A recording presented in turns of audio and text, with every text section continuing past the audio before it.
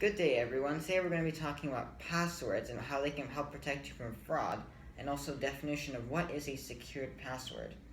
Most people will create passwords to have their financial information and other user IDs secured from potential malevolent users.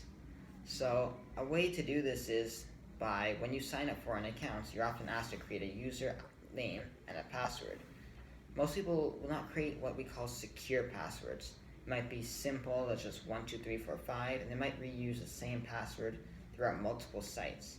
This leaves you vulnerable to hackers and other viruses because if they take one password, which is easy to get, they can easily get all of your information.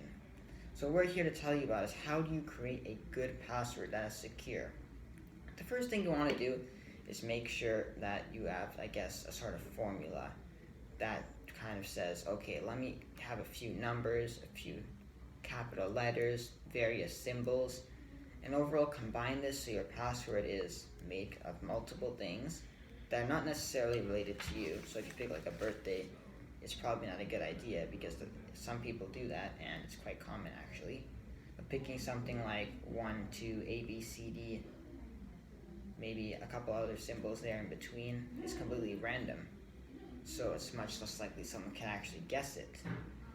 Okay, so once you do that, once you have that formula, what you want to do is make sure that you don't use the same formula every single time. That's where a password manager comes in.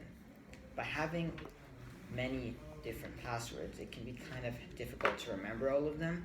So having a password manager allows you to kind of store all your passwords safely in a good way, in like a cloud, I guess is a good way for me to say it. And you have access to all of them. You don't have to worry about creating different passwords because that's often a concern. Someone doesn't want to create multiple passwords because they'll forget.